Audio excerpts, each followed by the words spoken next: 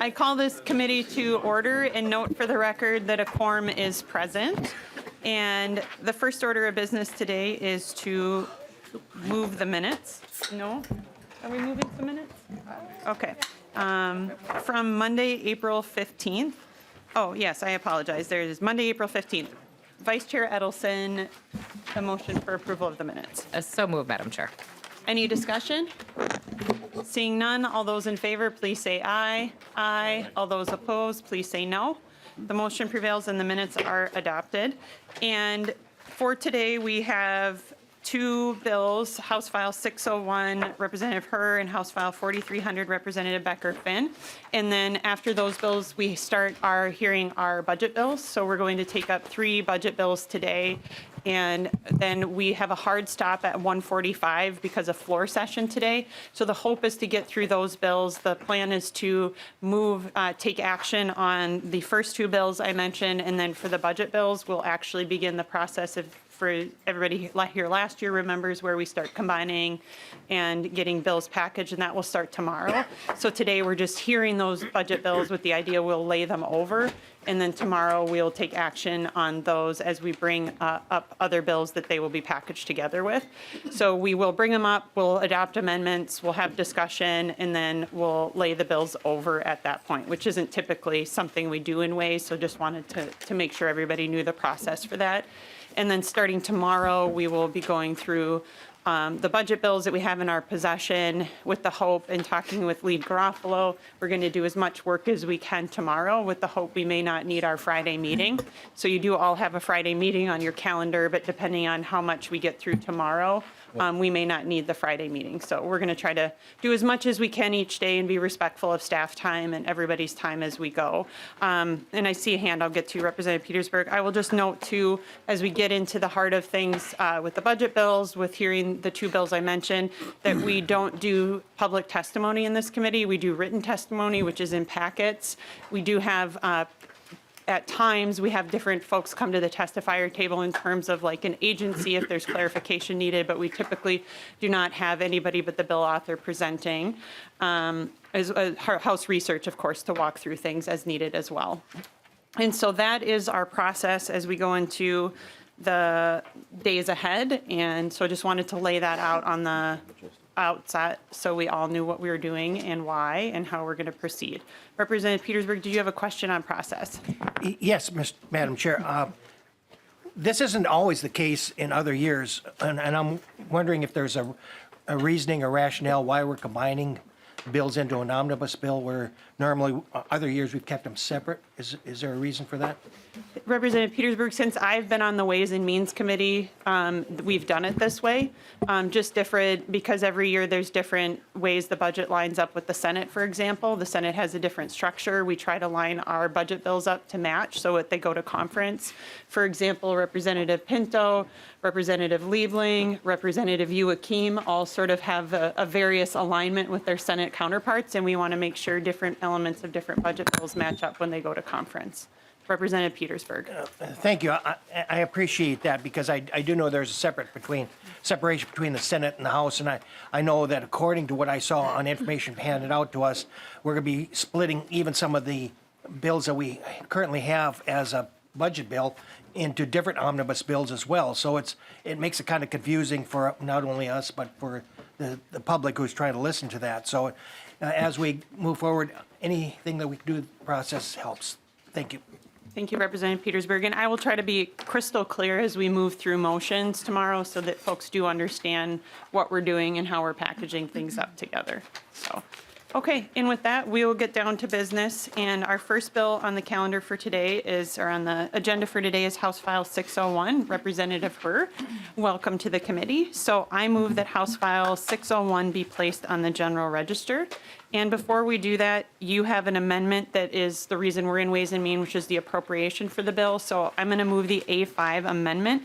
And so could you just explain that piece, and then we'll hopefully we can take action on that, and then we can have full discussion on the bill. Representative Herr. Thank you, Chair Olson and committee. So this, the A5 amendment is just the appropriation for the cost of the House File 601. It's $36,000 in fiscal year 2025, and then there is a smaller cost in the tails, and so this is just so that we can appropriate a one-time of $36,000 to the Criminal Bureau of Apprehension to do the initial setting up of the reporting that is required with this bill.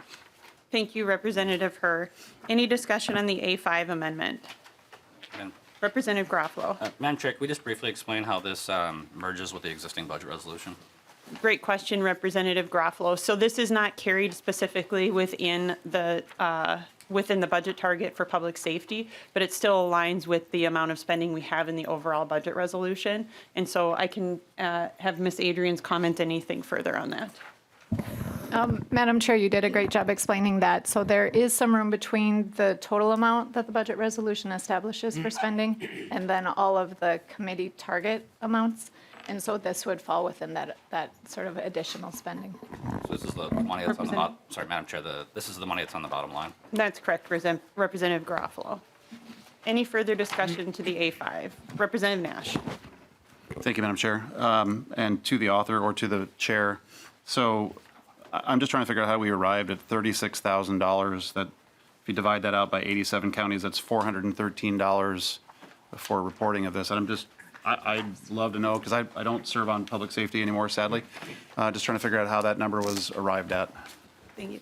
Representative Herr, and I will note too, this is a fiscal note that was updated since the bill was first introduced last year. And so maybe Representative Herr, you could speak to that a little bit. Representative Herr. Thank you, Chair Olson, and thank you, Representative Nash, for that question. So I did actually sit down with the individuals that we worked on and putting this fiscal note together, and also with Commissioner Evans to really understand the process of how this will be implemented.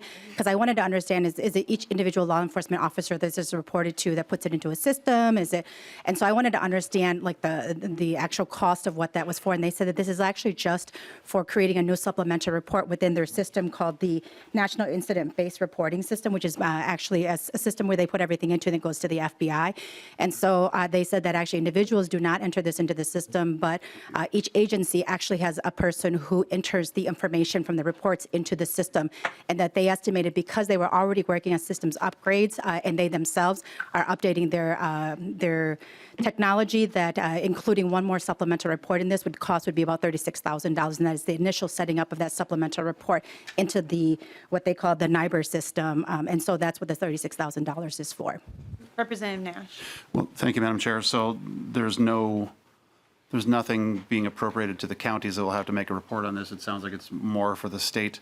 So that's a person in the county or in a jurisdictional police force is going to have to upload this information. So there's no appropriation for them to have to do any of that background work. It sounds, if I'm correct, and maybe staff can navigate that for me. I'm just trying to make sure that the answer that I think I heard is what I actually heard. So this is merely for a report at the state level, and there is no appropriation for now extra work that's going to be layered onto the counties and sheriffs and police chiefs? Representative Herr. Representative, thank you, Chair. Also, Representative Nash, I actually did ask about the additional work that it would cost for a specific law enforcement, and the estimation of that is that because everybody does not enter in their own specific data, an agency, so they feed the information over to an agency which enters that information to the data system, so it actually doesn't change their current process right now. So if somebody is called to a residence because there's a burglary, they're already reporting that. The information that's being provided just now says, yes, I had a gun and it's no longer here anymore. So there's not any burdensome additional work added onto this particular process with lost and stolen. Anything further, Representative Nash? No, ma'am. Any further discussion to the A5? Representative O'Neill. Rarick. You've been so good. I didn't. This is the first time I've done it this session. I So know. Representative Rarick. Madam Chair, you've been so good. I so much appreciate that. Thank you. Representative Herr, just wondering, I'm trying to understand the impact of the local communities. And can you just, because we don't have that in the fiscal information, I'm just wondering if you can kind of give us a picture as to how you're envisioning the enforcement side of this, because that'll inform how much work it's going to be on the cities, counties, and other law enforcement jurisdictions. How are we enforcing this? Yes, so, Representative Herr. sorry. Thank you, Chair Olson. Thank you, Representative Rarick, for the question. So this is actually, that was a specific question I did ask Commissioner Evans, and he said to me that the BCA actually will be responsible with working with the local law enforcement unit ordinance and enforcement of this and how to, once they create the supplemental, they're going to be the ones that say this is the information that needs to come forward. And so they said that part of their work will be education, working with the different law enforcement entities, and then how to gather that information. So that was what Commissioner Evans said to me. He said that he would be more than willing if people had specific questions. They were not able to be here today, but they would be more than willing to follow up to provide the specifics around how they would be doing that. Representative Berger. Thank you, Madam Chair. So just so I understand this, so you are now making it a criminal penalty, be it a misdemeanor, and it continues up if you have more than one violation of essentially a crime victim, right? So someone that has had something stolen from them, and if they don't know, because on line 1.10, you say, this is the time frame on which they have to report. A person knew or reasonably should have known, which is vague at best. Like, what if I'm on vacation? What if I'm away? Who's going to determine whether or not I should have known that something was amiss? So I'm just wondering, how does that, I'm not quite sure how we're enforcing this. So if someone has something stolen, how is someone going to know to charge them with something? How is that enforcement happening? I'll go to Representative Hur, and then we're on the A5 amendment, so I think we'll get through discussing the A5, move the A5 act on it, and then we can have further discussion on the bill just to keep it clean about what's in front of us. Representative Hur. Madam Chair, Representative Rarick, so I just want to just clarify that it isn't just a misdemeanor, it's a petty misdemeanor, which is a lower offense than just a misdemeanor. And so it isn't until the different multiple offenses that it becomes a misdemeanor. So I just want to be very clear that that's not. And I also want to state that we have had this bill has already been in front of committee twice now, and this same question has been asked each time. And that I know that I'm actually relying a lot on people's reasonableness on this, but like the example I give is that my gun is not stored at my house. My gun is stored at the farm that I hunt at. And so I only go there during deer hunting season. So I wouldn't reasonably know if I'm not going there for a year that gun might be missing. And because of the way this language is written, it's written so that it wouldn't be punitive, so that people aren't punished for should have known sooner, or that we get to decide when they should have known. If they can provide reasonable explanations as to when they became aware of it, then that's when they report it. And this bill also provides immunity for those who do report it. And so really the truth is this bill is not punitive and is trying not to be, because we do understand the ways in which guns can become missing and people's when the time frame they would become aware of that. So that's why the bill is written the way that it is. One last. Representative Rarick. Thank you, Madam Chair. So final, exactly to that point, that we're adding only a $36,000 appropriation for this. You had mentioned that education.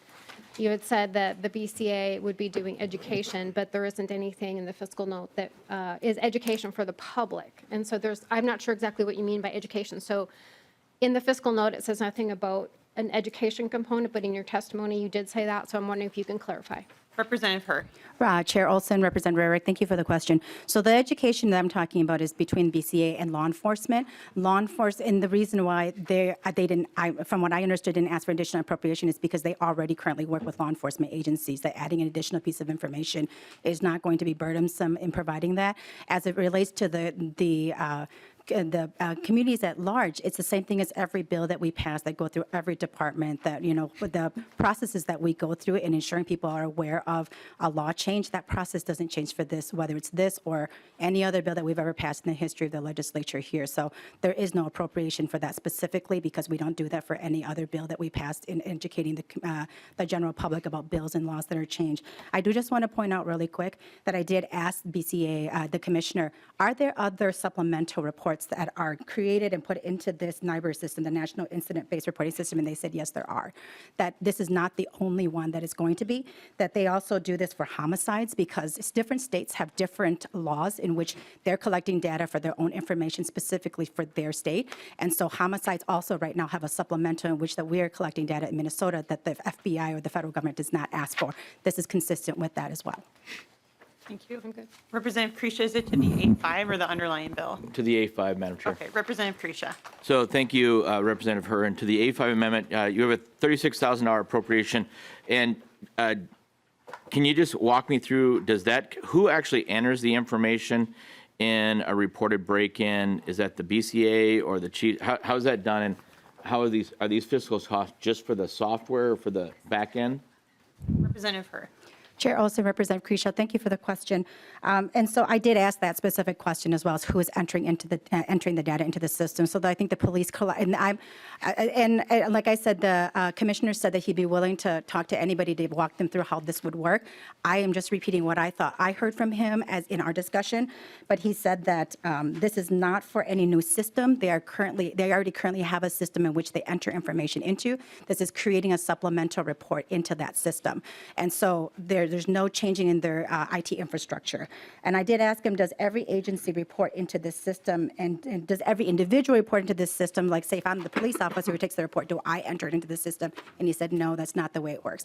You do your normal reporting, and then it goes into to the person within your department that enters in information. So generally, he told me that there are individuals designated for entering information into this particular system, and that information goes to that person. That person enters it into the system, and every agency has people designated to do that. So that's based on the information that was provided to me. Representative Kresha. So follow-up, so thank you. So do we have a local impact then, or have you looked into that? I mean, so taking a situation in my district, somebody has a break-in, unfortunately, we have a famous break-in this weekend, Becker County. Let's say something was along those lines where there was a firearm involved. Who enters that information, and how is it reported, and how are those costs tracked? Representative Her. Chair Olson, Representative Kresha. So like I said, I can have the commissioner reach out to you and provide you with a specific, but what I understood from him is that information gets, however the department is now currently collecting information when a report is, when there's an incident, it goes into that same process. And then whoever receives already now how they're reporting, because right now, every incident that needs to report to the FBI is already being collected in a process. This is nothing new outside of that process. Let's say break-ins are already being recorded. Then that break-in is recorded. In addition, then the information regarding the stolen firearm goes into the supplemental report, which then goes into the system, and then they're able to pull that information out to provide to us when we're asked how many firearms were stolen last year. So that's the best of my ability to be able to explain the situation. 20 seconds. Representative Kresha. So my closing is, this appears to be probably woefully off the mark. It sounds like we don't have a local impact. We're not going to have the right numbers. I mean, we're just sticking our finger in the air and saying, yeah, this might be it. So I actually think that this probably needs more work. So I'll leave it at that. Thank you, Madam Chair. Representative Nash. Thank you, Madam Chair, for the indulgence. I'm going twice. I'm looking at the fiscal note, page 2 of 3 of the assumptions. It says that assume Minute will build the application, and you can read through it, but it says cost to build the application include application development, testing, hosting, annual license fees, and annual maintenance and support. Assume $35,700 will be appropriated from the general fund in fiscal year 24 with an ongoing appropriation. Ongoing appropriation. Got a one-time appropriation there. And color me skeptical that in the history of Minute, and they're getting better, but in the history of Minute, they've never been able to develop anything that meets the first round of testing. I'm just a little skeptical on that one. So I think that's difficult and troubling, and the fiscal note and the actual language of the A5 seem to be in contradiction with one another. Representative Her.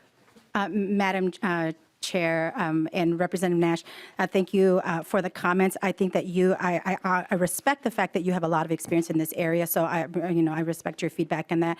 I want to be just really clear that they are not actually developing something new. Again, we already provide supplemental reporting, and so really it is creating the fields, so I've done some implementation of new softwares into a system when I was at the foundation that I worked at. I was the director of grants, and we overhauled that system. So testing and creating a reporting is ensuring that you have all the fields, that when you pull the fields, that it does what it needs to. Like, I understand that is part of their job, but if they're not creating something new, they're ensuring that the fields that we need, the information needed for that supplementary reporting works as it does. And so I think that if we are skeptical about them creating something new, rest assured they are not creating something new, and we already have supplemental, again, for homicides. Representative Nash. Thank you, Madam Chair. Well, I'm looking at the fiscal note from the Legislative Budget Office. And again, on page 2 of 3, it says cost to build the application. And the word there is build the application, include application development and testing, hosting. So all of those words say that it's going to be built effectively from nothing. So I think that while the A5 amendment is very short, it is also very complicated and very burdensome. I would love to know how you're going to build and do development and testing for 35,700. So I guess you've got an extra $300 there for a little overtime, but it just doesn't make sense. So I would urge members to vote no. Discussion of the A5, Representative Scott.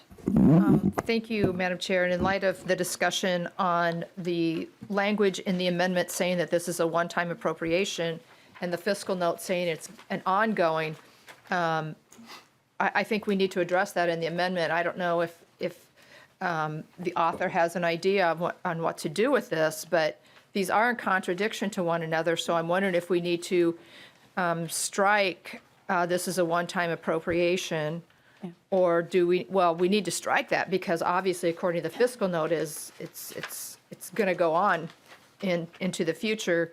So do we need to, Madam Chair, do we need to strike this is a one-time appropriation and replace that language, or just leave it as is? What do we normally do when it's an ongoing expense, Madam Chair? Thank you, Representative Scott. So I don't know what fiscal note you're maybe working off of. The one I have, you're referencing the language from page 4, which if you, and I see we have nonpartisan fiscal here, but I wonder if it's a different fiscal note because I don't have that. I have the absorbed cost. I show nothing ongoing in my fiscal note. So we have a revised fiscal note. I think you might be working off an old fiscal note. And I see Okay. head shaking from House Research. That is the case. Okay. So our appropriation does match what is in the fiscal note, or the A5 amendment does match what is in the fiscal note. But, okay, so, thank you, Madam Chair. So on page 4 of that newer fiscal note, then it does say that it's ongoing costs. And they do reference in there that they're going to build the system as well. So it sounds to me like this is more than a one-time appropriation, so I don't think that language is correct. Well, Representative Scott, if you could debate if you think it is or not, but we are appropriating based exactly on what the fiscal note, and it says assumes 35,700 will be appropriated from the general fund in 25 with an ongoing cost absorbed as normal operations. So the author has done exactly what is in the fiscal note for the appropriation. Any further discussion to the A5? Representative Pinto. Thanks, Madam Chair. And I just want to note that this fiscal note, as all of them, was reviewed by the legislative budget analyst on our behalf. And it was reviewed and was found to be reasonable in content, et cetera. So it kind of seems like, I mean, the numbers on the front page we can feel comfortable with. So thank you, Chair. Thank you, Representative Pinto. And I will say we've had this discussion. It is also, a fiscal note is advisory, and it is up to the, discretion of the chair or the bill author, how they handle that. And in this instance, the author of the bill has put forward an amendment to match what is in the fiscal note. Representative Novotny. Thank you, Chair. Representative Herr, it was part of your testimony, and we'll get it when we talk to the main part of the bill, but just in regards to the $36,000 appropriation, just to be clear, we're spending money to replace a system that already exists. We're duplicating. Is there not a system to report lost or stolen firearms already in this state? Representative Herr. Chair Olson, Representative Otney, no, there is not. So then this is not replacing a system. It's using the current system but creating a supplemental report. Representative Novotny. Thank you, Chair. That'll be all. Any further discussion to the A5? Seeing none, all those in favor, please say aye. Aye. All those opposed, please say no. No. The motion prevails and the A5 has been adopted. To the underlying bill for discussion. And I would say, just reminder, we all know this, we've been here 1,000 times, but, keeping it as much as we can to the fiscal parts of the bill. But we give leeway, of course. So Representative Petersburg. Thank you, Madam Chair. And I'm looking for some education here. It seems like what this bill talks about is a victim of a crime being penalized for whether or not they report a particular crime that was perpetrated upon them. And my question is, do we have any other victims of other crimes that are afforded that same penalty? Or is this a unique situation only regards to guns? I don't know if anybody has that answer. Representative Hurry, and I also realized I didn't give you a chance to explain your bill. So, but I feel like you kind of got at it through all of the questions that were asked already. I feel like we got a good sense, but if there is anything you want to answer that question, but also anything to further explain your bill to Representative Hurry. Thank you, Chair Olson, and thank you, Representative Petersburg, for that question. So I am not an expert at every law that's ever been passed in this state and how that works, and so I can't answer that question. But what I can say is that this bill has passed in multiple states in different versions, and that we have not heard of any specific issues around people feeling victimized for asking to report their lost and stolen. But what we have seen is that in states in which there are lost and stolen criterias or requirements, and that we see less issues with gun trafficking. We've seen a decrease in straw purchasing. A lot of people will, in these situations, will buy a gun and then say, oh, when give a gun to someone and say, oh, it was lost or it was stolen, and never have to report it. And so we do see that when these laws have been implemented, we see positive effects from that. So I don't know if other laws do what Representative Petersburg is saying, but I cannot speak to that because that is not my expertise. Representative Petersburg. If you'd like to explain the bill first, we can come back to this if you would. All right, why don't we have you walk through the bill? And again, I'll just kind of remind members that you've had however many committee stops on this bill where you have had a lot of discussions on the policy. So if we can vet it for fiscal, that would be really helpful. Thank you, Chair. Representative Hurd, please explain your bill. Thank you, Chair Olson. The bill is actually quite simple. It just says that a person has the duty to report their firearm is lost or stolen when they reasonably become aware of that. There is a penalty for this. You have sort of three chances. It goes from a petty misdemeanor, your first offense, to a misdemeanor, your second offense, and then to a gross misdemeanor, the third offense. The law does provide for immunity for that. If you do report it, you're not responsible for how the gun gets used after, if it should be found and used in a crime. And then it requires that the Commissioner of Public Safety within 7 days provides notification of the loss or theft under this section, and so that they just have to report it. Representative Petersburg. Thank you, Madam Chair. Again, the question comes back, and I know this is a little bit of a stretch, but any misdemeanor, there's also fines and stuff included to it. So there is some financial aspects to this, but it just seems to me that when we are talking about a victim already, that we don't penalize them or punish them depending on when they report a particular crime against themselves. There are many instances in which people have waited a while because of the trauma, et cetera, before they report a crime. And where would it end? Just because we're talking about guns, or is it going to be about something else? It just seems kind of a backwards way of approaching it. Not that we shouldn't have people reporting theft of guns, but the fact that we're punishing people depending on when they report it seems a little bit outrageous. Further discussion. Representative Nash. Thank you, Madam Chair. And as I stated earlier, I'm not on public safety anymore, and I wish I was, but question for the author. Scenario is someone breaks into your home, harms a family member, and you're actually with that family member in the hospital longer than 48 hours. You've just created a criminal situation for somebody when they're actually being an attentive family member. And I mean, if and I see some of your members grimacing, but, I guess my time's done. If someone breaks into your home and they hurt one of your family members, I honestly am going to be in the hospital taking care of that family member. You've just created a scenario in which after 48 hours, I become a criminal for being an attentive family member. This is words mean things, bills mean things, and you are creating an opportunity for someone to become a criminal. And it doesn't appear to have any allowance for that at all. So I'm not going to use this. Well, the scenario would be someone breaks into my home, hurts one of my family members. I could care less about reporting the loss of something. Anything. Could be, I could have cash stolen. I could have any number of things stolen. I'm going to be at the hospital taking care of my family. This doesn't allow for that. I'm going to become a criminal now based on your bill. That's ridiculous. Thank you, Madam Chair. Chair Olson, Just can I? one, Representative Hurd. I'm going to go, there wasn't a question there, but I will let you respond. I'm going to just go to a couple more questions and then come back to you for a response if that, just so we keep this moving along, because that was pretty policy related. So Representative Rarick. Thank you. Thank you, Madam Chair.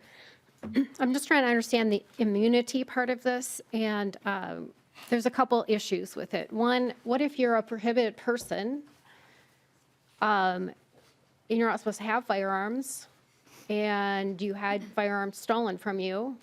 How does the immunity work with a prohibited person? Representative Herr. Chair Olson, Representative Rarick, and I think maybe one of my other lawyer colleagues could answer better, but if you are already breaking the law by owning a firearm, you're already going to, you've already broken the law, so I don't know which takes precedent over the other of what you would be held accountable for. Representative Rarick. Thank you, Matt. Well, and that's the problem with how this is written, to be honest with you. So, right, a prohibited person isn't supposed to have a firearm. And if they have firearms stolen, which is prohibited people are by and large not going to report that. So, and those are the exact people that you're trying to capture with this. So I'm just trying to understand, how does this work with a prohibited person? Because they weren't supposed to have it. They had it stolen. I mean, isn't that kind of who you would care to capture with this? I don't know. That's an issue. The other issue with the immunity is that it is tied to, like Representative Nash said, that the person knew or should have reasonably known, which is subjective, incredibly subjective.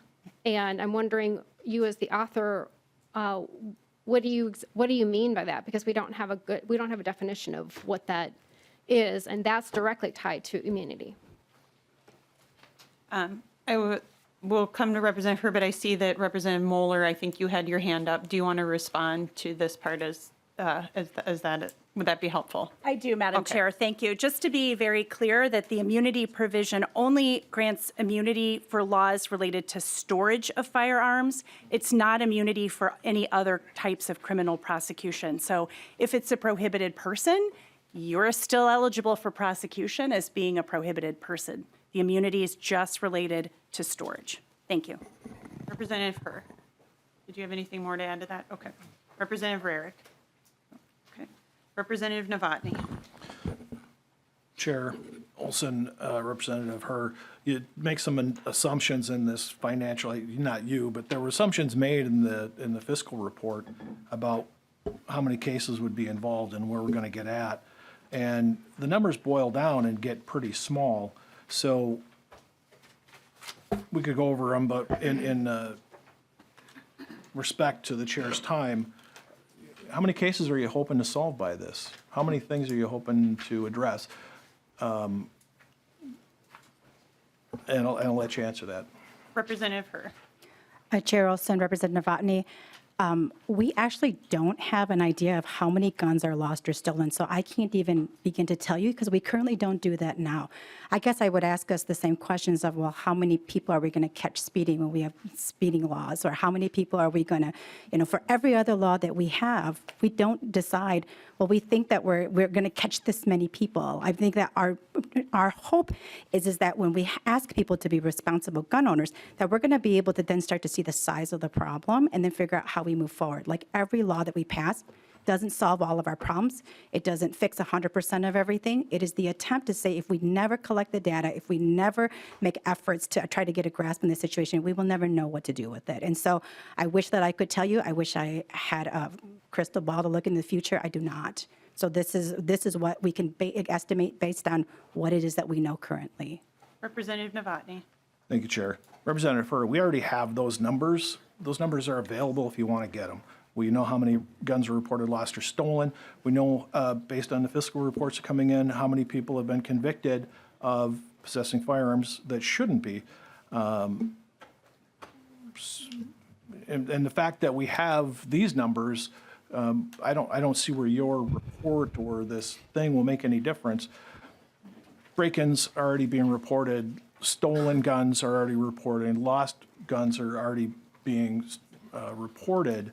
I don't know, we're creating a thing to solve a problem that doesn't exist. I'd like to point out that you brought this out as a package in response to a terrible tragedy that happened before we knew the specifics of that tragedy, and nothing that was involved in that tragedy was involved in the bill that you put forward or reintroduced to solve the tragedy that you said we were trying to present. And going back to the reasonableness question, we're concerned because we've seen that reasonableness is in the eye of the prosecutor. And if you're going to sit and say that there isn't situational ethics or situational or political charging going on in certain parts of the state, I wouldn't be able to say that with a straight face. And if you can, that's up to you. But you know, we've seen how laws have been specifically pushed against the law-abiding normal people that just want to protect themselves, and you never know when somebody's going to come sneaking in your basement window in the middle of the night, and maybe they're an estranged child or something, and maybe they know what the code is to your safe. And I just see a situation where somebody could sneak into your house, and all of a sudden that you know, they could take personal belongings or laptops, or they could sneak into your gun safe, and you wouldn't know that. And depending on who's the prosecutor and what county it is and what the population makeup of that county is, you could find yourself as being subject to criminal prosecution because of something that you had no idea of and had no control over. Thank you, Chair. Representative Pinto. Thank you, Chair. Far from this having been just introduced in response to something really recently. So I had introduced a version of this bill, I think it was 6 years ago now, and had it and then handed off. So grateful to Representative Herr for leading on it now. And of course, it's in response to the epidemic of gun violence that we have in our society.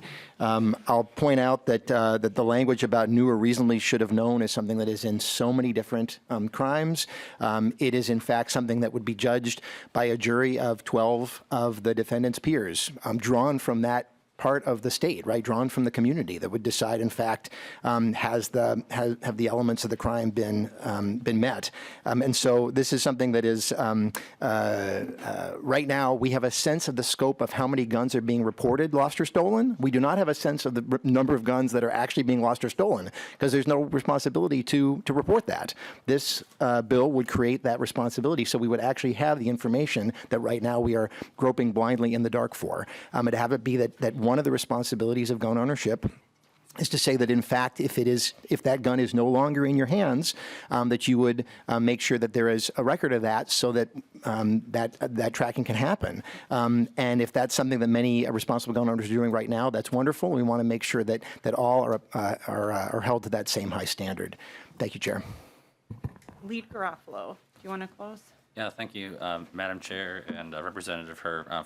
I'm opposed to the bill, would ask members to vote no, and would request a roll call on this bill. I'm standing to be corrected, but Representative Mueller, Chair Mueller, my understanding is that in matters like this, if a prohibited felon were to report to the authorities that they had a gun that was stolen, their Fifth Amendment protections would make it so that they could not charge them with that crime, with the possession of the firearm. However, if I were to report it, if I were to forget to report it or outline in the framework of this bill, if I didn't report my firearm, one of my firearms stolen, that I could be charged with a crime. Now, I could, if I'm wrong about that, Representative Mueller, then I will buy you a can of Coca-Cola and apologize, but I think that's what the federal constitutional rulings were on this. So we'll fight about it in the hallway, maybe, Chair Mueller. But members, I would ask for a no vote. Thank you. Thank you, members, for the discussion. Representative Herr, final word on your bill. Thank you, Chair Olson, and thank you, committee, for the conversation on this. Like Chair Pinto said, this bill has been around for a really long time, and that this is not actually a novel idea. Just to remind the body that this bill is actually supported by MPPOA and other law enforcement entities. In other states, that the should have known language is included in very red states such as Arizona and Kentucky. They have very similar bills to this and actually use the exact same language. This is not a brand new idea, and other states have done it, and in those states we do see positive effects. I, like Representative Nash, really do care about people, and if somebody is hurt and in the hospital because of a burglary, that is why the language is written as it is, because when you should have known or reasonably known, and that's why it says it that way, is that if you are spending time in the hospital with your family and you didn't know your gun was stolen, you do not get held accountable for this. So I'm really glad to hear that we are all on the same page about caring about people and ensuring that they have the proper time frame they need to do to take care of their families, and also then to report their firearms lost or stolen. I did have a break-in into my house. I did call a police officer officers to my house. I actually had 2 small children with me at the time, and I was as fearful as anybody could be walking into a house that somebody had been into, potentially had been into, with my children. My gun was not my first thing to look at, but I did look at all of the things in my house that had any value. And so I don't know if anybody here has bought a gun, but guns are extremely expensive. I don't know why anybody wouldn't report that, because I would want my insurance to cover. I would want to be able to recover the cost of that or the cost of the gun. I feel like this is actually a protective measure to help people and also to ensure that the public is safe. So I would ask for a yes vote from this committee. Thank you so much, Madam Chair. I renew my motion that House File 601 as amended be placed on the general register, and I'll have the clerk take the roll. Chair Olson? Aye. Olson, aye. Vice Chair Edelson? Aye. Edelson, aye. Representative Garofalo? No. Garofalo, no. Representative Acom? Acom, aye. Acom, aye. Representative Agbaje? Aye. Agbaje, aye. Representative Becker-Finn? Aye. Becker-Finn, aye. Representative Freiberg? Yes. Freiberg, aye. Representative Gomez is excused. Representative Hassan? Hassan, aye. Hassan, aye. Representative Heinzman is excused. Representative Hornstein? Aye. Hornstein, aye. Representative Howard? Aye. Howard, aye. Representative Cleavorn? Cleavorn, aye. Cleavorn, aye. Representative Kreshaw? Krisha, no. Kreshaw, no. Representative Liebling? Liebling, aye. Liebling, aye. Representative Lillie? Lillie, aye. Lillie, aye. Representative Moeller? Aye. Moeller, aye. Representative Nash? No. Nash, no. Representative Noor? Noor, aye. Noor, aye. Representative Novotny? Novotny, no. Representative Pulowski? Pulowski, aye. Pulowski, aye. Representative Petersburg? No. Petersburg, no. Representative Farr? Far no. Farr, no. Representative Rarick? Rarick, no. Representative Schumacher? Schumacher, no. Schumacher, no. Representative Scott? No. Scott, no. Representative Joachim? Yes. Joachim, yes. And Representative Pinto? Aye. Pinto, aye. Madam Chair, there are 17 ayes, 8 noes, and 2 excused. There being 17 ayes and 8 nays, the motion prevails and House File 601 as amended has been placed on the general register.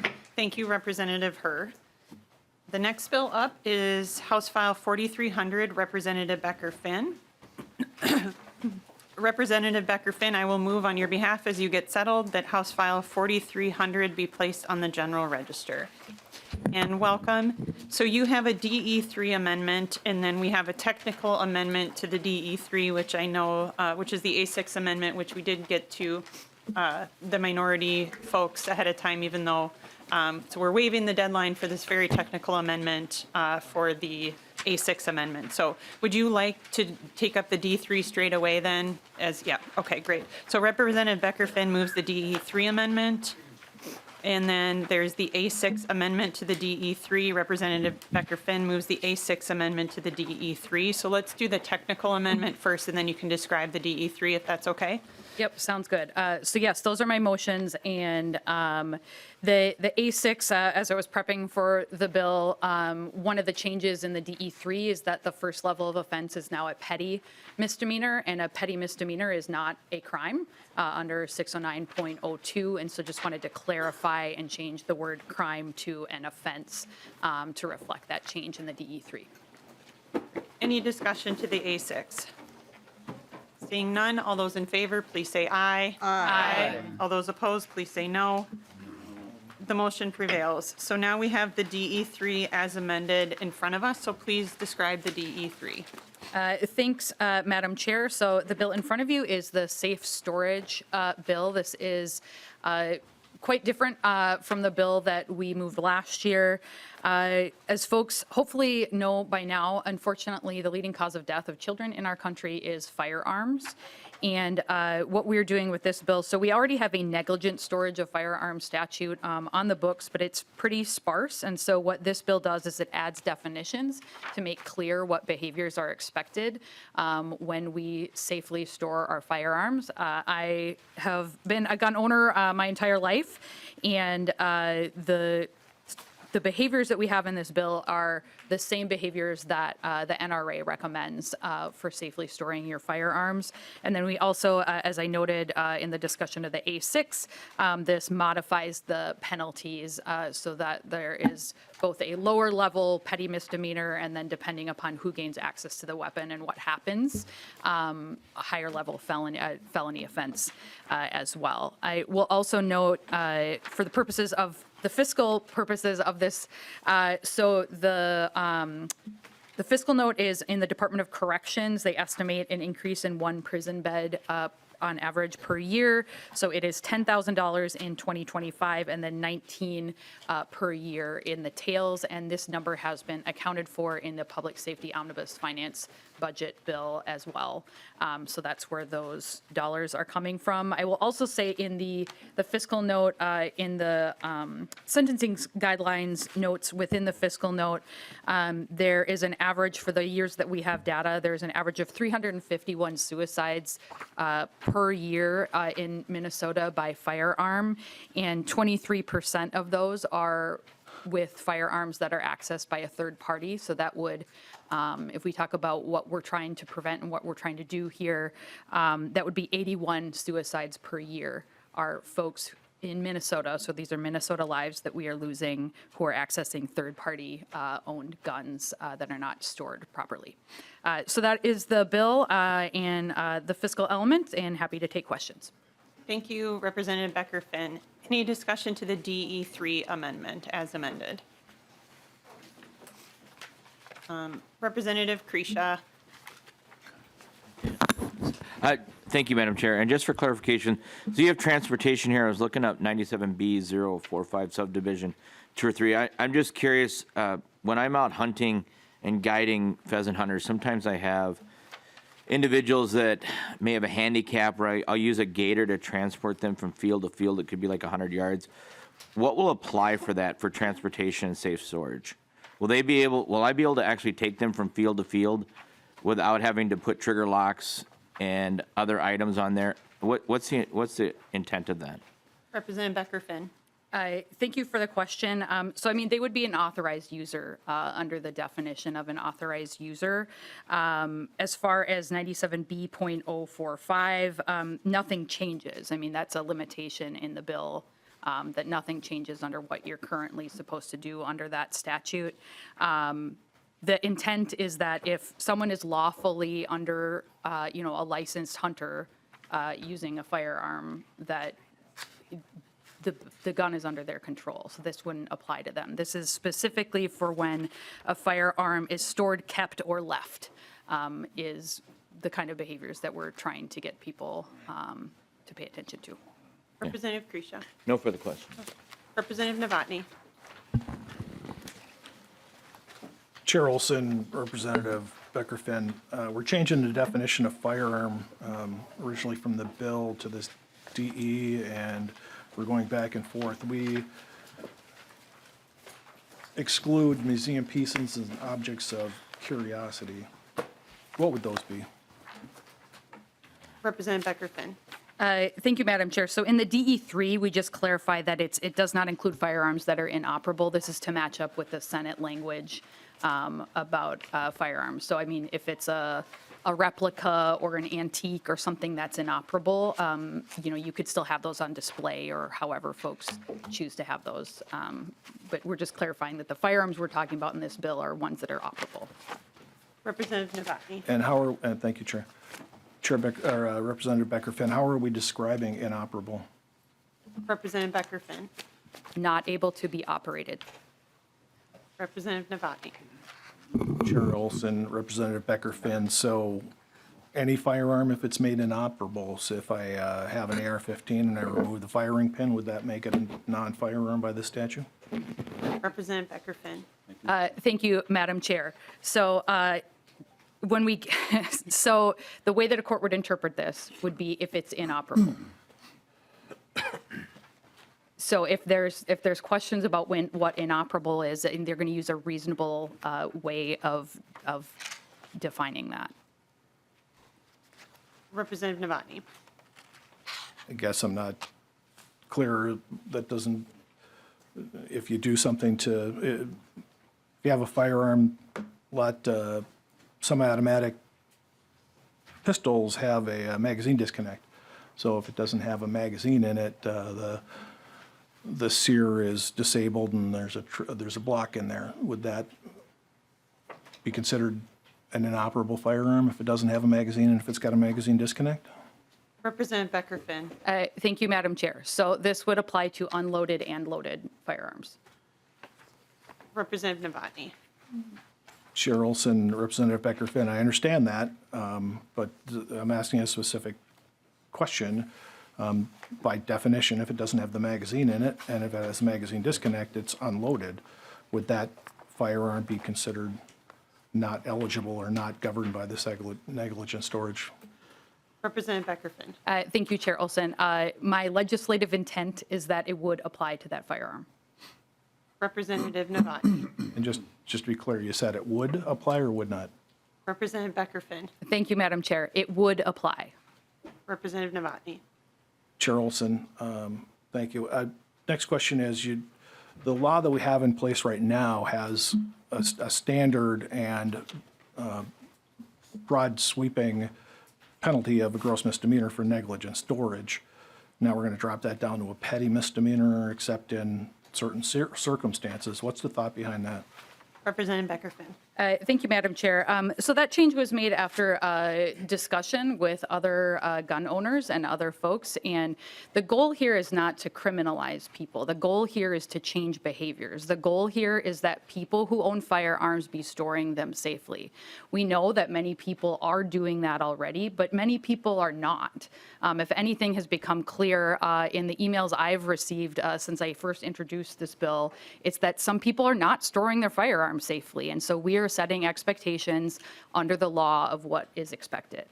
So in the same way that, you might make the choice, well, I don't want to get a parking ticket, so I'm going to follow the rules and follow the laws, and we're changing behavior. It's a petty misdemeanor. And so because if someone makes an honest mistake, we don't want to make them into a criminal. If no harm happens and we don't have kids accessing those guns. As I said, the leading cause of death of children in this country is firearms. And so, we very intentionally built in those different levels of consequences based on the behavior and what happens as a result of that behavior, which is exactly what we should be doing, in my opinion.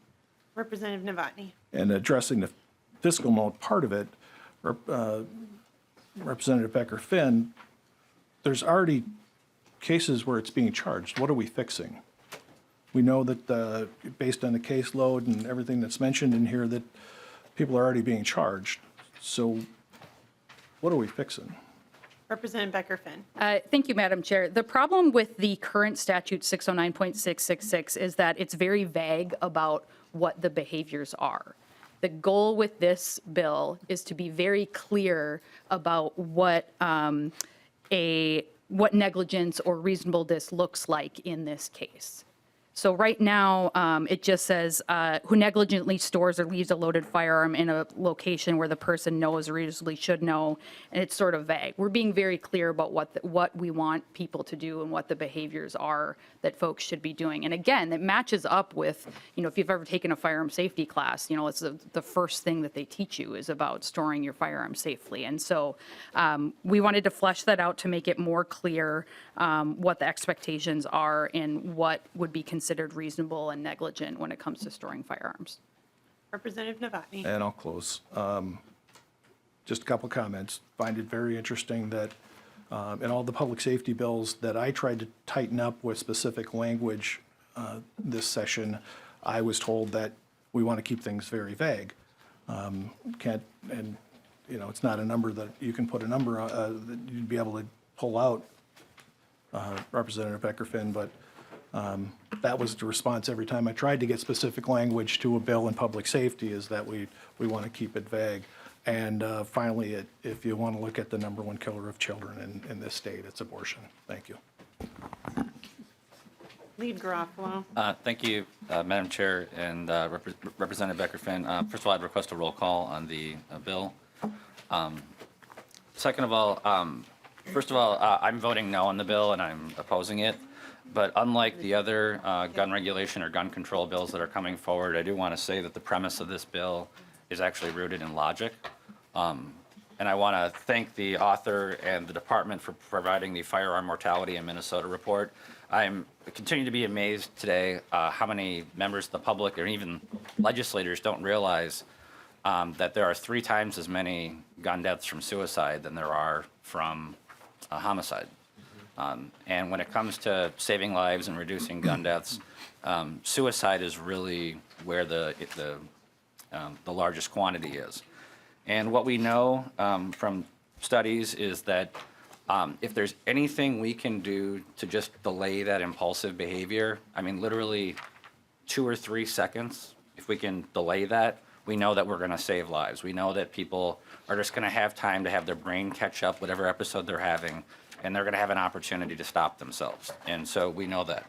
And I can't believe I'm saying this, but I am going to say this, that while I disagree with them on everything, I do want to thank the Brady United Against Gun Violence group because they have some very effective advertising that they've been doing to educate the public on this, about their campaign of preparing for misuse, what the consequences are for leaving guns unstored. I also want to thank the Veterans Administration and the Ad Council, particularly for their focusing on why it's so important that veterans keep their guns stored in a secure fashion. And I would say that those ad campaigns and those messages are a great way to educate the public to make sure that we can save lives, because there is no dispute that if we have guns safely secured, there will be a reduction in suicides. My disagreement with this bill is that I don't think that adding another law that we're likely to not enforce is going to affect that. I don't think that's going to educate the public, because what we're doing here is we're looking for education among gun owners. Again, I'm voting no on the bill, but I do want to thank particularly the department for this report. Members, it's important that you understand this and that we share this with the public, that firearm deaths are 3 times as likely to be suicides as homicides. And when you look at the geographic breakdowns and you look at the gender breakdowns, look around the room. These are the people that are committing suicide with guns. It's men who tend to be older, and that impulsive behavior just needs to be. Yes, we are old, Representative Nash. I promise you, we are. So it's starting at about 45 is when you see the biggest increases in that. So again, I'm voting no on the bill, but I want to thank the author for again having a premise in logic that is based on the truth, and anything any of us can do to get people to safely store their firearms, not in a punitive fashion, but just educating people about the dangers of leaving that. I think we're all going to be better off. So thank you, Madam Chair. Thank you, Lead Garofalo. And we are on the D3. I imagine you want a roll call on the full bill. We'll do a. I'm sorry. Is that I meant okay? for a roll call on the full. No, I not on the understood your delete all. intent. Yep. But I just want to vocalize it. So I'm going to move to a voice vote on the DE3 as amended, but we will do the roll call on the full bill. So all those in favor of the DE3 as amended, please say aye. Please say aye. Aye. All those opposed, please say no. No. The motion prevails and the DE3 as amended has been adopted. And so now we are on the full bill, House File 4300 as amended. I think we've had ample discussion on that. So I'll go back to Representative Becker-Finn to close on that. Thank you, Madam Chair, and thank you for your comments, Representative Garofalo. I hope that we can all share the goal of wanting to reduce death by firearms. And you're right, it's overwhelmingly, and it's especially folks in rural Minnesota that are dying from suicide because of guns. And so that is my intent, is to prevent harm, whether that's a child accessing a firearm or someone in a dark time, accessing a firearm. That is the goal of this legislation. And when I first introduced legislation around this issue, I said, even if I can't get enough votes to move the bill forward, having a hearing on the bill and talking about it and us using our public platform as legislators to talk about this issue is worth it. Despite all the nasty emails I get, it is worth it. And I will just note too, something as a mom of kids and a hunter and a gun owner, every time I have a hearing on this bill, I remind folks that we as parents we need to talk about it. We need to ask the questions, even if it's awkward and we aren't used to doing it. When my kids go to a new house they haven't been to before, I ask the other parents, like, do you have firearms in the house and how are they stored? And usually, in my community, the answer is no. But sometimes I've been surprised. I had a neighbor who I would not have pegged as a gun owner, but they do some backcountry camping, and they have a firearm that they have for that purpose. And so I just will use these couple of minutes just to share that and encourage folks to be open and talk about this issue, because it is really important, and the goal at the end of the day is to protect more Minnesotans from harm. So with that, would renew my motion to send House File 4300 as amended to the General Register. Thank you, Representative Becker-Finn. And there having been a roll call requested, the clerk will take the roll. Chair Olson? Aye. Olson, aye. Vice Chair Edelson? Aye. Edelson, aye. Lead Garofalo? No. Garofalo, no. Representative Acom? Acom, aye. Acom, aye. Representative Agbaje? Aye. Agbaje, aye. Representative Becker-Finn? Aye. Becker-Finn, aye. Representative Freiberg? Yes. Freiberg, aye. Representative Gomez is excused. Representative Hassan? Hassan, aye. Hassan, aye. Representative Heinzman? No. Heinzman, no. Representative Hornstein? Aye. Hornstein, aye. Representative Howard? Aye. Howard, aye. Representative Cleavorn? Cleavorn, aye. Cleavorn, aye. Representative Kreshaw? No. Kreshaw, no. Representative Liebling? Liebling, aye. Liebling, aye. Representative Lillie? Lily, aye. Lillie, aye. Representative Mueller? Aye. Mueller, aye. Representative Nash? No. Nash, no. Representative Noor? Noor, aye. Noor, aye. Representative Novotny? No. Novotny, no. Representative Pulowski? Pulowski, aye. Pulowski, aye. Representative Petersburg? No. Petersburg, no. Representative Farr? Far, no. Farr, no. Representative Pinto? Aye. Pinto, aye. Representative Rarick? Representative Schumacher? Schumacher, no. Schumacher, no. Representative Scott? No. Scott, no. Representative Joachim? Aye. Joachim, aye. Representative Rarick? Rarick is excused. Madam Chair, there are 17 ayes, 9 nays, and 2 excused. There being 17 ayes and 9 nays, the motion prevails, and House File 4300 as amended has been placed on the General Register. And now we're going to move, again, we have a hard stop at 1:45. We have 3 bills left. Hopefully we can get through those by 1:45. And so the first bill up is House File 5181. Representative Newton, welcome to the committee. Really good to see you. I move that House File 5181 be before the committee, and the motion is to lay the bill over, as we discussed. And so welcome, and please present your bill. Thank you, Madam Chair and members. House File 5181 is the governor's bills for the Department of Veterans Affairs and the Department of Military Affairs. There are 3 articles in the bill, none of which will cost anything. The first has to do with a memorial. It's a small plaque that's placed on the bridge, the Mendota Bridge, and as the bridge is being repaired, the plaque has to be removed, and the Department of Military Affairs, the National Guard, will be willing to replace that. The second article deals with the Armory Building Commission. Right now, they have authority to request up to $15 million in funding to build an armory, and we want to increase that to $45 million to keep in track with the costs that have gone up and the fact that we're building larger armories now than we did before. The third is the Department of Veterans Affairs, and it has to do with the 3 new veterans homes. They are all coming online. The first one will be in Montevideo on the 31st of May. The homes in Preston and Bemidji are coming online later. And this has to do with CMS funding for these facilities. The Department of Veterans Affairs isn't reimbursed until the buildings have been certified by the CMS. And that can't be done until they have an inspection, and then they come back and make sure that any deficits that they find have been corrected. So with that's essentially the bill. None of these will cost anything. The third one is requesting a shift of funding from one year to the other if necessary, but it will be reimbursed in the following year. So that is my bill.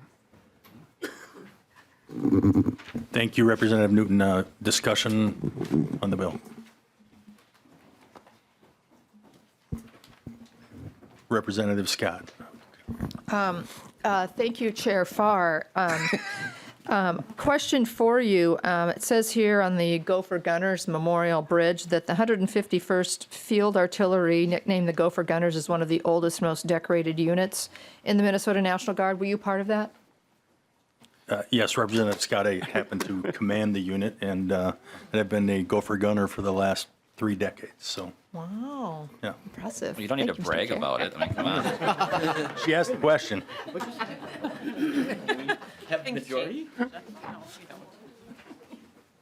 Representative Nash. Thank you, Chair Farr, and thank you, Chair Olson, for letting our departing member do this.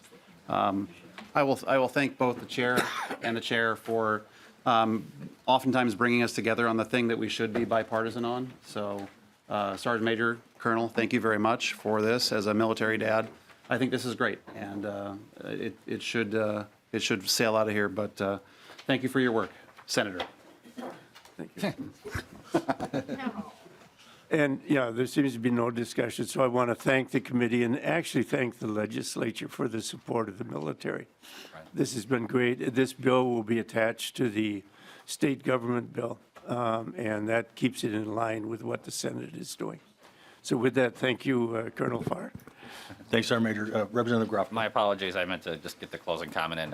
Question for nonpartisan staff or the author. There's expanded bonding authority in this. Does this bill require a 60% threshold to pass off the House floor? Mr. Chair and Representative Garofalo, there's no expanded authority that's requested immediately.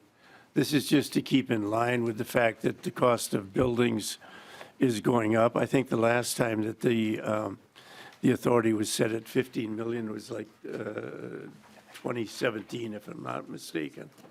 And the other thing is that the National Guard is looking at reducing the number of armories statewide and reducing some of the smaller armories. And to replace those units, they'll be building larger armories. Representative Groff. Mr. Chairman, Representative Newton, as always, thanks for your service. I'll be voting yes on this one and encourage members to do the same. Just nonpartisan staff, if afterwards you could just let me know about the 60%. Thank you. Thank you, Representative Garofalo. So, Sergeant Major, I'll echo some of the words that are said here. Thank you for your efforts, and particularly in this area with veterans. Great to have worked with you in that regard, and so thank you for all you've done. And with that, House File 5181 is laid over. Thank you.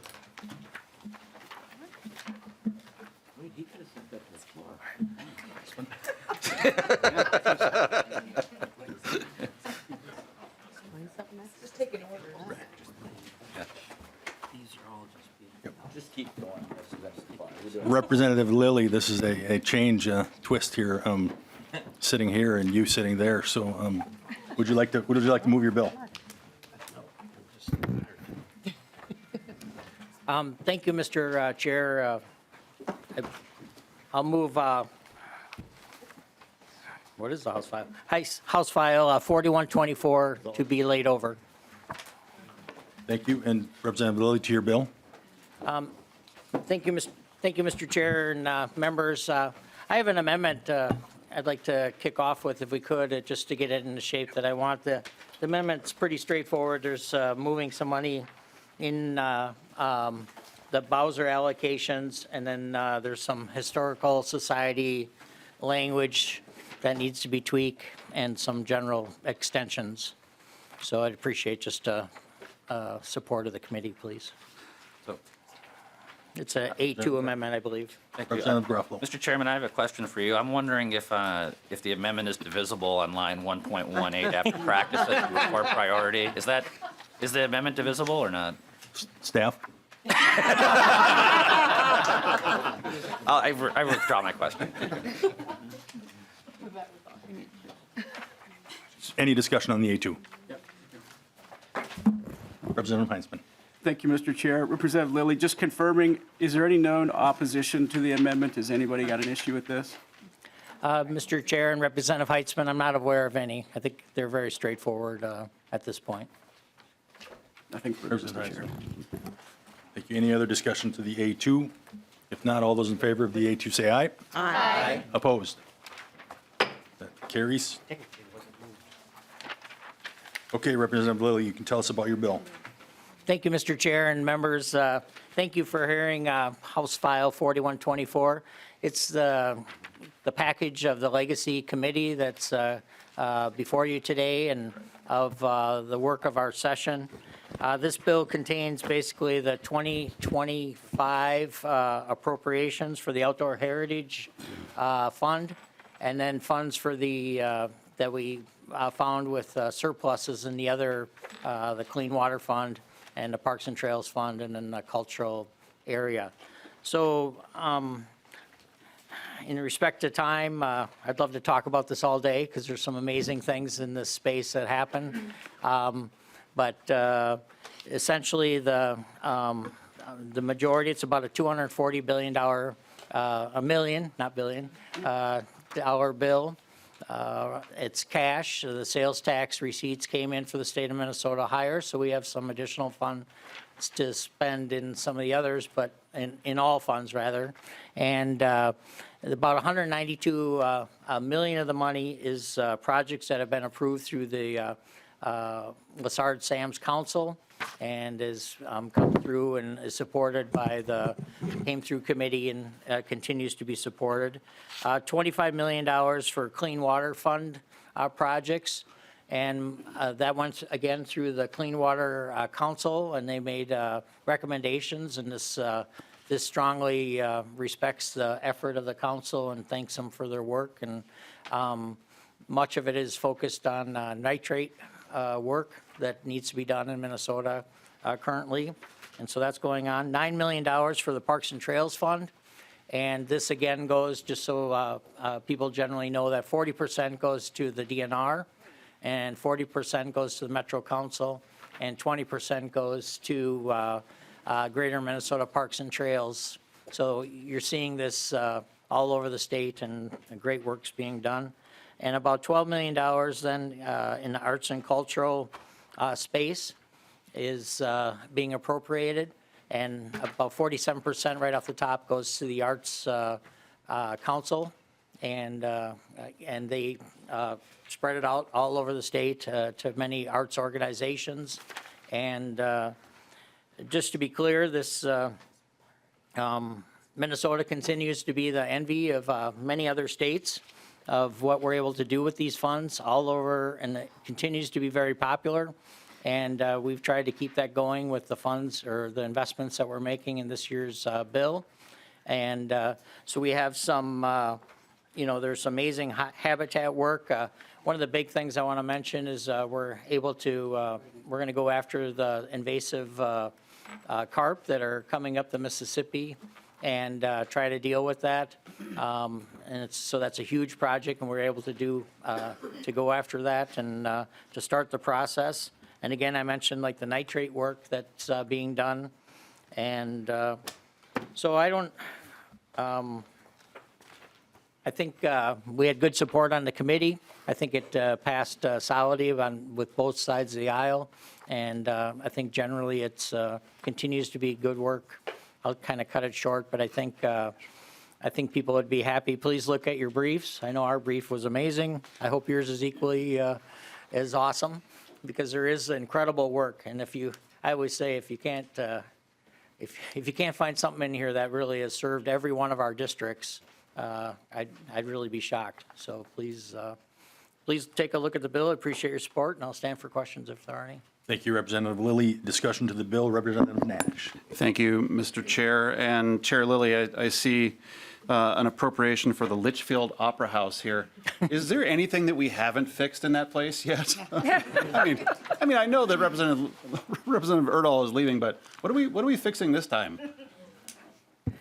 Thank you, Mr. Chair and Representative Nash. And he did, the author, the requesting party has made it clear that there's some railing that has not been safely secured.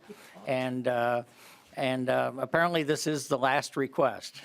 I have to be honest, I doubt it. But to the best of my knowledge, that's it for now. Representative Nash. Thank you, Mr. Chair. And then, just because I'm curious, there's also an appropriation for monkey bear, and I think I would be a bad legislator if I didn't ask, what is monkey bear? Representative Lillie. Thank you, Mr. Chair and Representative Nash. Monkey Bear is a program that works with youth in the Twin Cities here, and they do puppetry with kids, and I think you'd be pretty impressed with the work that they do. Thank you, Representative Lillie. Representative Nash. Representative Heinsman.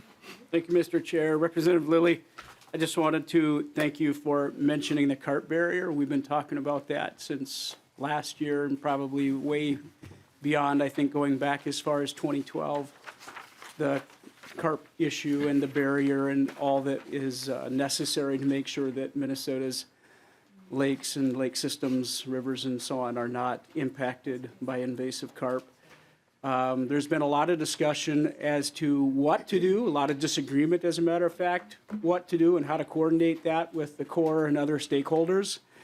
And I think that addressing that is absolutely critical and, not necessarily something that we need to spend a lot of time talking about today, but I think it is noteworthy and it is something that I'm glad to hear you mentioning in your opening comments. So thank you, Mr. Chair, and thank you, Representative Lillie. Thank you. Any further discussion? Seeing none, thank you, Representative Lillie. House File 4124 is laid over. Oh.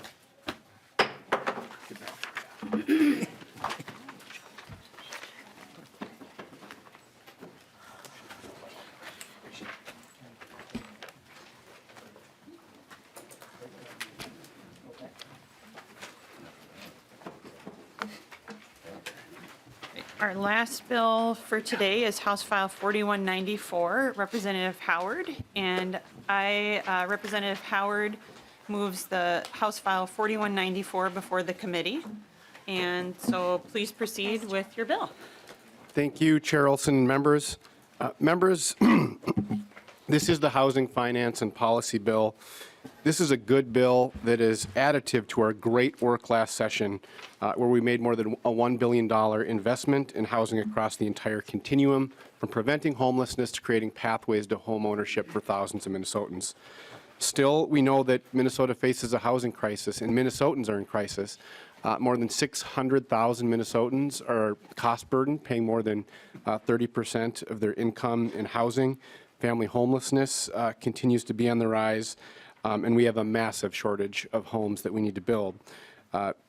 So with this legislation, building on our good work last year, we focused on housing stability and where can we make the largest impact for the most amount of Minnesotans who are most in need.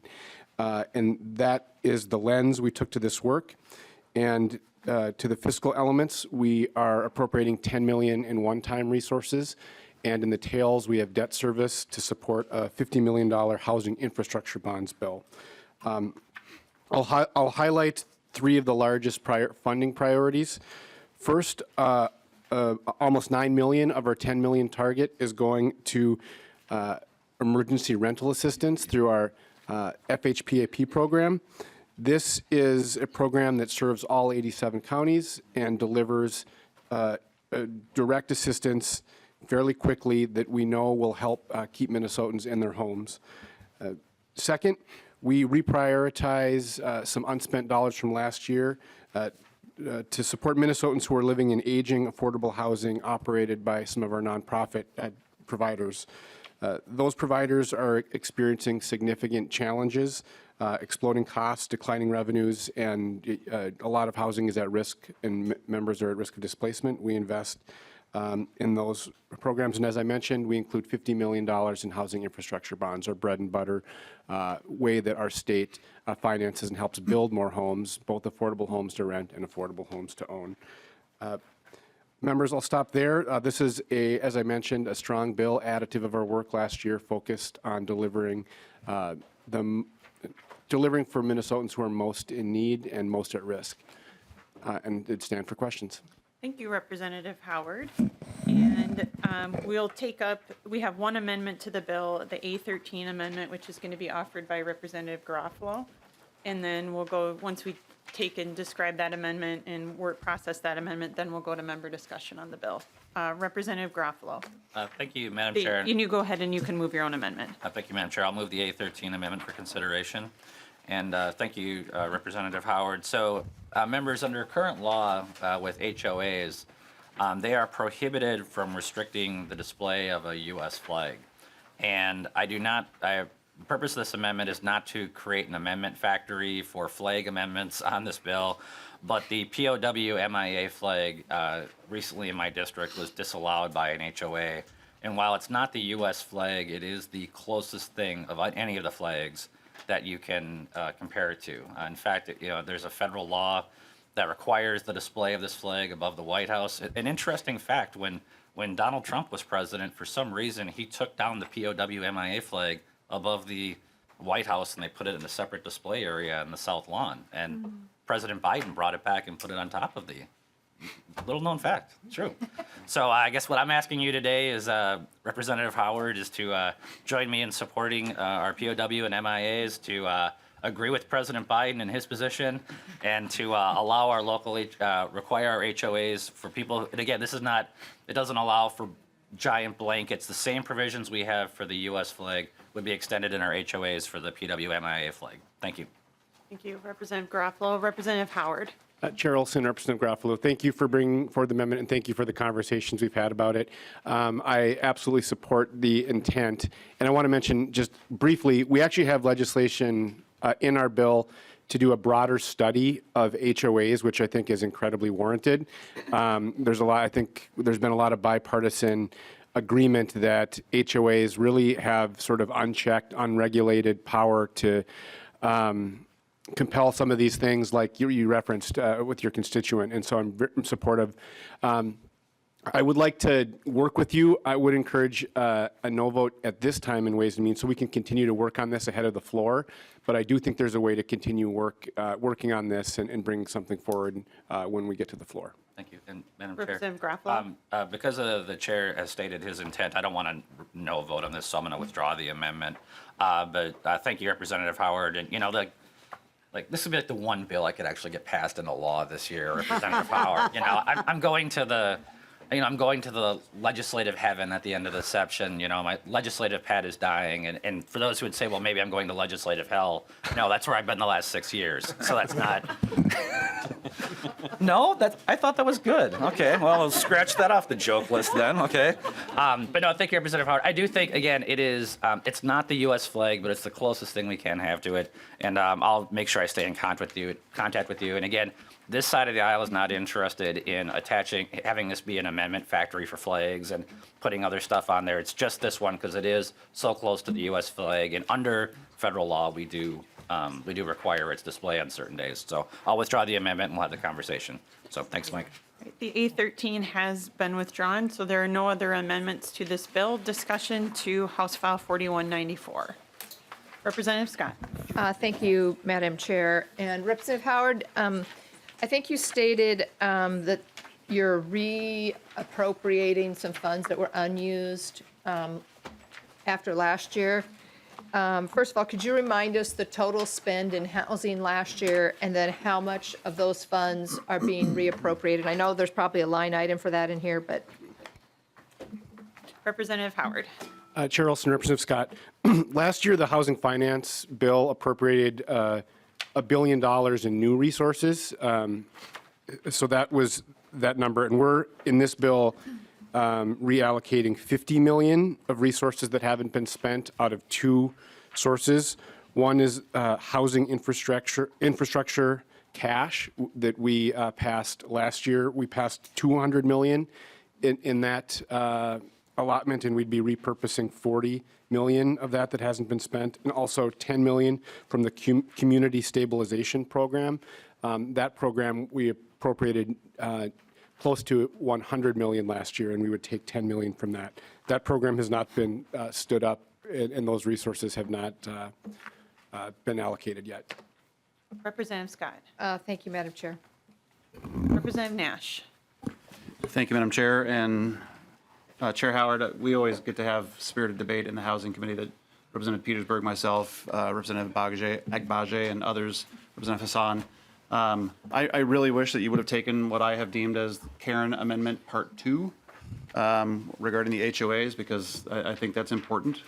But one of the things that I sit in opposition for, among the many things, but you tucked in some wage theft issues in here, and that was not a bipartisan thing. I wish that we had a more bipartisan housing bill, because there's a huge amount of bipartisanship on some of the housing issues that we've dealt with. We can fight that one another year, but the wage theft really creates a trap for a lot of the contractors, subcontractors, and so on that really doesn't afford anybody an opportunity to get out from underneath in good conscience. But I was wondering, Chair Howard, if you could tell us, I know that MMB is opposed to the bill. If you could maybe articulate for the members of Ways and Means the MMB provisions or the provisions that the MMB folks are opposed to. Representative Howard. Chair Olson, Representative Nash, I would not characterize MMB as opposed to the bill. I don't know if you're speaking, there's a provision regarding public housing ownership as public housing entities reposition and so we've been continually working with MMB on that proposal and continue to do so. But MMB is not opposed to this bill. Representative Nash.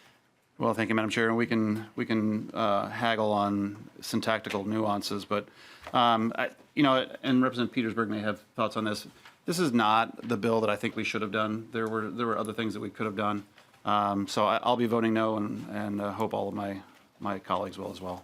Representative Petersburg.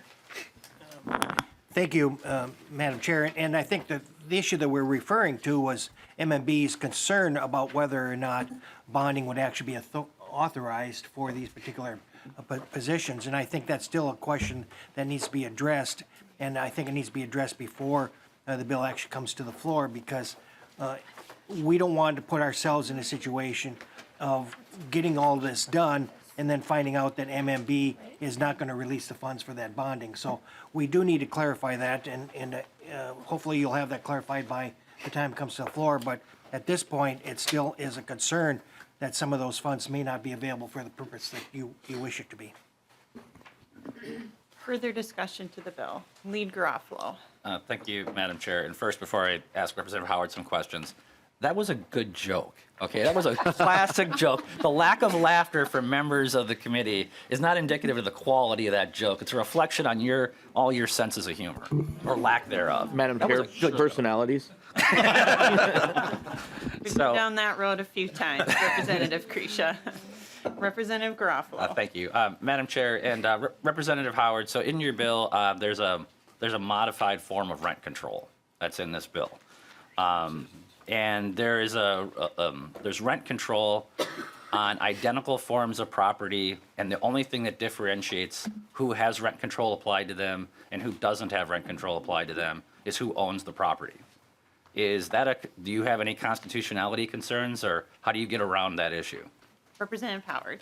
Chair Olson, Representative Garofalo, I believe you're speaking to Representative Stevenson's provision regarding senior housing. I would note that it's narrowly, we're looking at the issue here is that seniors in affordable housing rental units have experienced double-digit huge rent increases. What the provision in the bill would say is that for these specific properties that are already rent controlled by the nature of the buildings that they're in, that we would tie those rent increases closer to their cost of living, because we're talking about seniors living on fixed incomes based on their Social Security, and nothing else. So that is what the provision is in place, and no, I don't have any constitutional concerns about it. Representative Garofalo. And thank you, Madam Chair, and Representative Howard. And if my questions are better directed towards Representative Stevenson on the floor on this, just let me know if I should do that. But every development project that utilizes Section 42 tax credits, they sign an agreement with the government authority, right? And in that, they say there can't be any terms or requirements that conflict with the National Housing Act.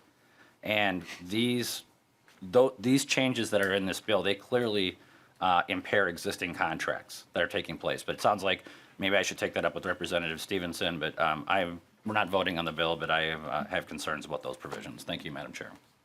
Thank you, members, for the discussion. Representative, I don't see any more members seeking recognition, so final word to your bill, Representative Howard. Charleston, members, I appreciate the conversation. This is a bill that will prevent homelessness. It's a bill that will help us continue down our path of making Minnesota a place where everyone has access to a safe and stable home, and I would encourage the committee's support.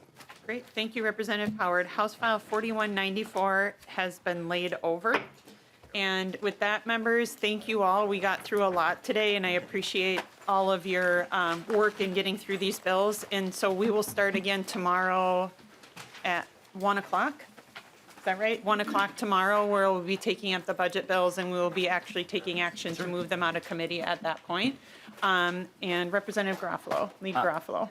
Madam Chair, do we want to save the bills and spreadsheets and put them in our folder, or are we going to be getting new copies of Oh, those? that's a great question. If you, I'm looking.